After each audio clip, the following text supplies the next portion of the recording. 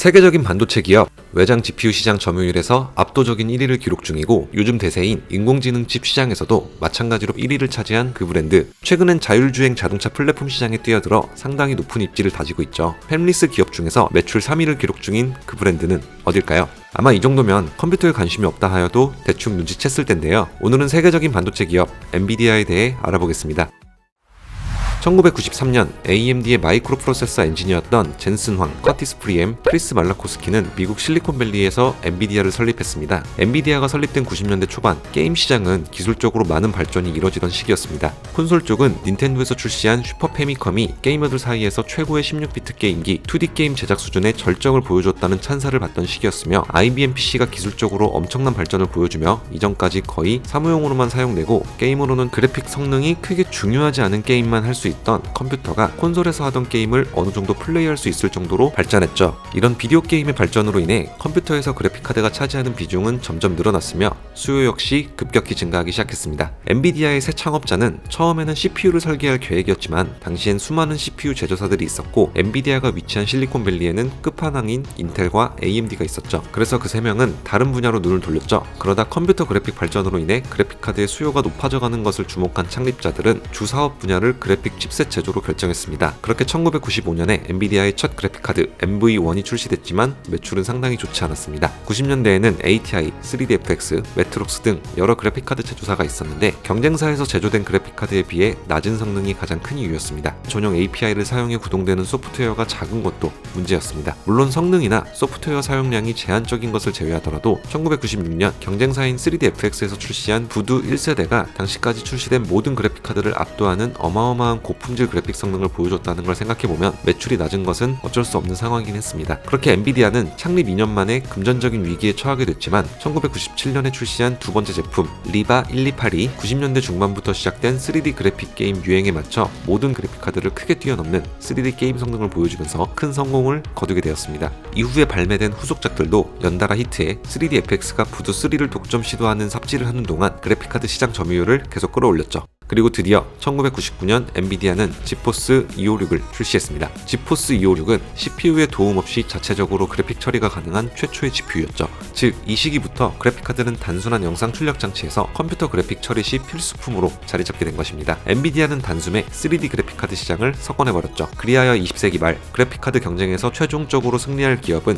엔비디아로 보였습니다. 왜냐하면 경쟁사인 3DFX는 3년 전에 부두 시리즈로 히트친 것이 무색하게 뻘짓만 벌이면서 빠르게 몰락 중이었고 매트록스는 당시 꾸준히 명품 소리 들을 정도로 초고가의 고급형 그래픽카드만 제조하는 회사여서 그런지 시장 점유율이 높은 편은 아니었죠. 3D 그래픽이 떠오르기 시작하면서 2D가 유행했던 시기보다 못하다는 평가도 있었습니다. ATI도 레이지 시리즈로 한참 삽질만 해대던 시기였죠. 게다가 2000년대가 되자 엔비디아는 마침내 파산해버린 3DFX를 인수하게 되었습니다. 2001년이 되자마자 애플사와 파트너십까지 진행해 맥에 자사 제품을 탑재하기까지 했죠. 정말 이 정도면 엔비디아가 그래픽카드 시장을 장악할 것으로 보였습니다. 하지만 같은 연도에 ATI가 레이지 시리즈로 몇 년간 이어오던 삽질을 관두고 라데온 시리즈를 출시해 지포스 2 시리즈의 독주를 막았고 2년 뒤엔 엔비디아가 엑스박스 칩 설계에 집중하느라 지포스 3의 출시가 지연되는 동안 ATI가 라데온 8500을 출시하면서 외장 GPU 시장은 엔비디아와 ATI 양강구도로 나누어지게 되었습니다. 엔비디아와 ATI는 성능 면에서 항상 경쟁하면서 그래픽카드 2강 체제를 굳혀나갔습니다. 물론 2006년부터는 AMD가 ATI를 인수하면서 엔비디아와 ATI의 2강 체제가 엔비디아와 AMD의 2강 체제로 변경되고 엔비디아의 지포스 8800 GTX의 출시를 기점으로 성능의 엔비디아와 가성비의 AMD로 불리기도 했죠. 이 체제는 무려 15년 가까이 이어졌습니다. 2016년 엔비디아가 GTX 10 시리즈를 출시할 때까지 말이죠. GTX 1080이 발표됐을 때 스트리밍 사이트 채팅창에는 AMD의 명복을 비는 내용이 난무했다고 합니다. 그 후 엔비디아의 외장 GPU 점유율은 점점 증가하다니 현재는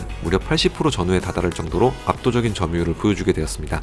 이렇게 엔비디아는 주변의 모든 경쟁사와의 외장 GPU 시장 점유율 경쟁에서 최종 승리했고 사실상 시장을 독점하는 성과를 얻게 되었습니다. 대부분 상황에서 그래픽카드로는 엔비디아의 GPU를 사용할 정도죠. 물론 그게 엔비디아에 대한 평판이 좋다는 의미는 아닙니다. 게임 업계를 제외한 대부분의 회사들과의 관계가 상당히 좋지 않은데요. 리눅스를 개발한 리누스 토르발스가 공식 석상에서 대놓고 욕을 할 정도로 파트너십 관계였던 애플은 아예 엔비디아 GPU 지원을 중단해버렸습니다. 인텔과 삼성, 퀄컴과도 모바일 GPU 관련으로 각종 각종 소송을 남발하고 있죠. 저런 다양한 컴퓨터, 전자기기 회사들과 척을 지게 된 이유로는 여러 가지 이유가 있습니다. 대표적으로 2008년 애플의 초기 맥북에 장착된 지포스 칩들이 설계 결함으로 갑자기 사망하거나 카탈로그에 적힌 스펙보다 높은 발열량으로 인해 납땜이 녹아 로직보드에서 떨어지는 사태가 발생해 결국 애플이 리콜을 감행하게 만드는 위협을 달성했죠. 이뿐 아니라 애플이 맥북 에어를 개발할 때 엔비디아의 GPU를 요구했는데 계속 개발을 미뤄 첫 모델을 인텔 내장 그래픽을 사용하게 만들고 GPU 결함이 발생했음에도 엔비디아 측에서 결함을 부인하는 바람에 애플이 비용을 부담하고 GPU 교체 프로그램을 게시한 일도 있었습니다. 또한 지속적으로 쿠다 같은 자사 API로 맥을 종속시키려고 해서 당시 오픈CL과 오픈GL을 밀던 애플의 심기를 크게 건드리기도 했고 애플의 GPU 가격과 별개로 라이선스 비용을 청구하겠다고 하거나 애플 A 시리즈 칩에 GPU를 두고 소송을 거는 등의 일을 벌이기도 했죠. 그럼에도 애플은 계속 엔비디아 GPU를 사용했지만 마침내 애플이 엔비디아와 완전히 결별하게 되는 사건이 일어났습니다. 650M 배터리 드레인 사건인데요. 지포스 GT 650M이 탑재된 2012년형 맥북 프로에서 굉장한 발열이 발생하고 파워 스로틀링이 발생하는 대참극이 벌어진 겁니다. 일반적인 파워 스로틀링이라면 참극까진 아니었을지 몰라도 그래픽카드 혼자만 뻗으면 다행이고 CPU, 심할 경우 로직보드를 통째로 태워먹고 동기어진하는 막장 상황이 지금까지도 보고되고 있을 정도라 하니 정말 심각한 사태지 않나요? 이 맥북의 출시 연도가 몇 년이 지나고서 원인이 엔비디아 측에서 GT650M의 최대 부스트 소모 전력을 실제 소모량보다 낮다고 사기를 친 것임이 밝혀져 사건 이후에 출시된 제품들은 AMD GPU로 변경되었다가 현재는 자체 개발 GPU를 사용 중이고 2018년엔 엔비디아에 대한 모든 지원을 중단했습니다. 지금도 애플은 전성비에 굉장히 신경 쓰는 상황이고 기회만 생기면 엔비디아를 특히 전성비 부분에서 까내리고 있죠. 즉 엔비디아와 애플의 결별은 엔비디아의 갑질, 사기, 제품 불량, 법적 소송 같은 문제가 파트너십 기간 동안 내내 벌어졌기 때문에 발생한 것입니다. 애플 외에 다른 회사와 사이가 좋지 않은 이유로도 저 세 가지 문제 중 대부분 하나 이상은 튀어나오고 있죠. 특히 갑질 쪽으론 지금까지도 악명이 높다고 합니다. 여기까지 엔비디아가 다른 회사와 사이가 안 좋은 이유에 대해 다뤄봤습니다. 그렇다면 소비자들은 엔비디아를 어떻게 평가하고 있을까요? 컴퓨터 맞출 때 사용되는 그래픽카드, GPU 대다수가 엔비디아에서 개발한 GPU이긴 하지만 소비자들 역시 엔비디아에 대해 가지고 있는 불만이 한두 가지가 아닙니다. 당장 CEO인 잭슨 황한테 통수왕, 황통수라는 별명이 있는 걸 보면 알 수 있는 사실이죠. 엔비디아의 통수 역사는 벌써 10년이 지나가고 있습니다. 먼저 2013년 2월 GTX 타이탄 시리즈가 출시 당시 지포스 단일 코어 최강이었던 GTX 680과 라데온 최강이었던 HD 7970을 30%나 뛰어넘고 듀얼 GPU인 GTX 690과도 10% 정도밖에 안 되는 성능 차를 보여주며 충격적인 반응을 보여줬는데 그 성능만큼이나 비싼 가격으로 출시되었죠. 출시 당시 $999였다고 합니다. 하지만 3달 뒤에 출시된 GTX 780과 경쟁작인 라데온 R9 290 시리즈의 가성비로 탈탈 털린 후 타이탄은 $600로 인하되었고 그 전에 타이탄을 구매했던 사람들은 피눈물을 흘렸다고 하죠. 2018년부터 2019년까지 약 1년간 2000번대 그래픽카드 사망 이슈로 큰 논란거리가 되기도 했습니다. 말 그대로 2018년에 출시된 엔비디아의 RTX 2000번대 그래픽카드가 신품인데도 블루스크린, 게임 멈춤, 화면 반점 현상 같은 이상 증세가 발생한다는 호소가 빗발쳤던 사태였죠. 물론 메인스트림 라인업인 2060 출시 이후 판매 대수가 많이 늘어났음에도 불량 빈도가 낮아진 것을 봐선 문제를 어느 정도 해결한 것 같지만 불량 근본 원인에 대해 통상적인 제품 불량이라고 판단한다는 의견을 내놓는 등 대수롭지 않다는 입장을 내보여 소비자들은 엔비디아가 사망 이슈를 어물쩍 넘기려 한다, 2000번대는 불안해서 못 사겠다 같은 반응을 보이며 엔비디아는 신뢰를 잃었습니다. RTX 2000번대 그래픽카드 역시 으증 에디션, RTX 온 당했다 등의 용어가 나오며 조롱당하거나 이 이슈에 대한 온갖 밈이 생성되었죠. 물론 이 제품군의 가장 큰 문제가 이 사망 이슈긴 하지만 전작이었던 1000번대에 비해 가격 대비 성능 상승이 미묘한 데다가 이때부터 슈퍼 버전이 발매되기 시작해 안 그래도 극도로 세분화해서 판매되는 바람에 그래픽카드를 일찍 구매한 사용자들 입장에서 저렴하고 비슷한 성능의 하위 카드가 나오는 상황이 빈번해 원성이 자자한데 그래픽카드가 더 세분화되는 바람에 엔비디아 특유의 그래픽카드 우려먹기가 더 심해지고 말았습니다. 당시 엔비디아에 대한 여론이 상당히 좋지 않았지만 비슷한 시기에 비트코인 열풍이 불면서 오히려 엔비디아 시가총액은 디즈니, 넷플릭스와 비슷한 규모까지 올라갔습니다. 암호화폐 수요가 폭락하면서 2000번대 시리즈의 단점이 부각되고 그 시가총액은 반토막 났지만요. 반성해라 젠슨왕.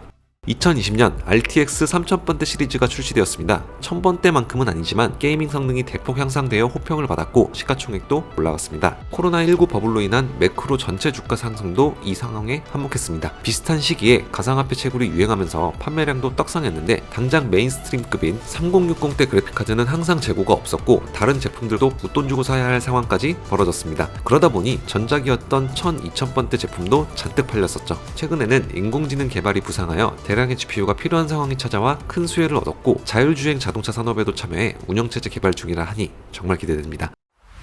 이렇게 저희는 엔비디아의 역사에 대해 알아봤습니다. 1993년부터 지금까지 약 30년간 엔비디아는 꾸준한 상승세를 보여주며 세계적으로 외장 GPU 시장 점유율을 사실상 독점하고 있습니다. 물론 작년에 출시된 RTX 4000번대 그래픽카드가 전작에 비해 성능 향상폭이 높지 않다는 평을 받고 있고 얼마 전에 출시한 4070 슈퍼 시리즈도 가성비가 창렬하다는 평이 있었지만 예상보다 빠르게 가격 안정화가 진행 중이라 가성비를 따져볼 수 있게 되었죠. 우스갯소리로 RTX 짝수번대 제품들은 거르라는 말이 있는데 라데온이나 인텔 아크가 빠르게 RTX 시리즈를 성능으로 따라잡으면 경쟁사가 생기는 거니까 저 소리도 사라지지 않을까요? 현재 엔비디아는 1.6조 달러에 달하는 시가총액을 보유 중이고 미국 실리콘밸리에 본사를 두고 있고 호주와 중국, 인도, 일본, 싱가포르, 대만, 우리나라 등 50여 개 국가에 유통사를 두고 있죠. PC를 맞출 때 나는 컴퓨터를 안정적으로 쓰고 싶으니까 남들이 자주 선택하는 그래픽카드를 맞춰야겠다고 생각하는 분들은 엔비디아가 최고의 선택지로 고려할 만한 가치가 있다고 보는데요. 여러분들의 생각 어떠신가요? 오늘 영상은 여기까지. 저는 다음번에 더 유익한 영상으로 찾아뵙도록 하겠습니다. 시청해주셔서 감사합니다.